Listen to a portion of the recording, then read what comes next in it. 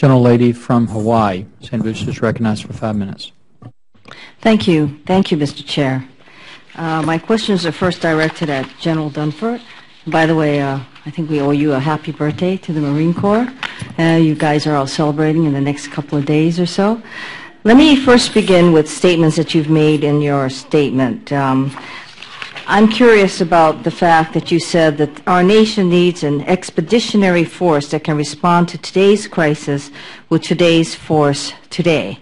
Now, first, I'd like you to explain what you meant by the expeditionary force, and also then tell me, you're talking about today's crisis with today's force today, but I think what we're looking at as we look forward in a 10-year budget, what is the force to look like in the year 2020? And those are, of course, the discussions that we've been having with Secretary Panetta as well as General, the new chief. So if you could proceed accordingly. Congresswoman, the first question concerned expeditionary, and what that means is a couple of things. Number one is we wouldn't be reliant on political access being provided by somebody else. If we needed to go someplace, naval forces are uniquely capable of being able to do that. We're capable of operating in an austere environment. So when we come someplace, we come with the water, the fuel, the supplies that our Marines and sailors need to accomplish the mission. And so that's, in general terms, what we mean by expeditionary. With regard to today's forces today, you know, as I alluded to in my opening statement, physical presence matters. And physical presence matters for a couple of reasons. You know, number one, it absolutely shows a sign of our economic and our military commitment to a particular region. It deters potential adversaries. It assures our friends. And as you start moving up the range of military operations, it also allows you to respond in a timely manner to crises. Many times you have hours, if not minutes, to respond to a crisis, and you certainly can't do that from the continent of the United States, and naval forces are there on the scene, able to be able to do that. The other thing that it does is it allows you to buy time and space for decision makers. When you have some forces there, they can contain a crisis as the rest of the joint force gets prepared to respond to something that may be a bit larger than the crisis that's being dealt with on the scene. So from my perspective, when you look at expeditionary forces and you talk about responding to today's crisis today, what you really have with forward deployed naval forces, which was what I was talking about, is the ability to turn the rheostat up from day-to-day shaping operations, day-to-day engagement with our allies. In the sticker price of that same force, you can then respond to a crisis. In the sticker price of that same force, you can then enable the joint force to respond to something larger on the size of a contingency.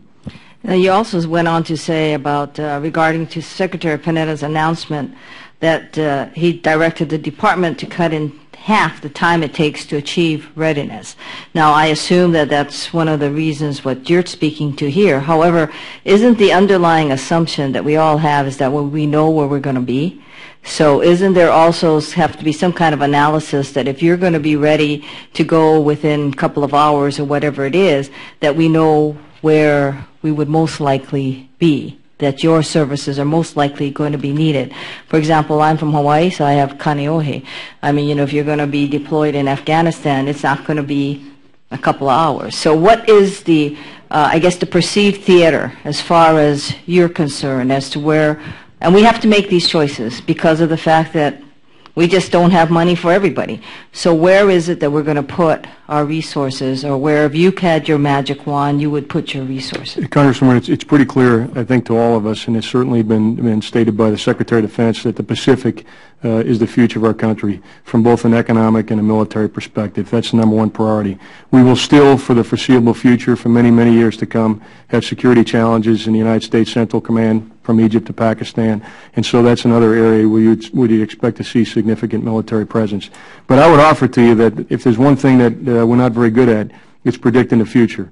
And so as sure as we talk about the priority of the Pacific and then the challenges that exist in the United States Central Command, someplace else will cause us to respond, and we don't know where that will be. And so when the combatant commanders ask for forward deployed naval forces to be out there on a routine basis, each of them asks for that. And they ask for that as a mitigation to the risk of the unknown. And that's what I believe we provide. So again, from a priority perspective, certainly we'll see the preponderance of our effort and our commitment to be in the Pacific Command and the Central Command, but priority can't be exclusivity, and we're still going to have to satisfy the requirements of the other combatant commanders, again, to do not only the day-to-day shaping, but as importantly, as a hedge against the risk of the unknown. I'm out of time, but if you could respond to me in writing, I'm curious as to what an expeditionary force would be comprised of, and I'm talking about ships, helicopters, amphibious vehicles, whatever that. If you could give me an idea so that when we vote on whether things are no longer necessary, I have an idea whether or not we know what we're talking about. Congressman, I'll be glad to do that, and the good news for you is that there is expeditionary capabilities on the islands of Hawaii, and they're available in the Pacific in time of crisis. But I'd be happy to get back to you on the detailed organization of Marine Expeditionary Forces as well as the naval forces that are absolutely critical to our ability to do our job. Thank you very much. And I'd be glad to do the same for the Army. And the Air Force? And if you call it something other than expeditionary force, you can tell me that too. Thank you very much. I just have to underline something that was said. We just don't know. We have been 100% right in something, and that's never getting it right. General Dempsey said the same thing. It is true. It is true, and all you have to do is look at history. And when we don't have a balanced force that can meet wherever U.S. national interests are threatened, where the National Command Authority says that we must provide military force, that's when we get ourselves into trouble. And I think that's very important to look at the history of how we have done. We're repeating a cycle here that is something that has happened many, many times in our history. Thank you very much. Thank you, Mr. Chair.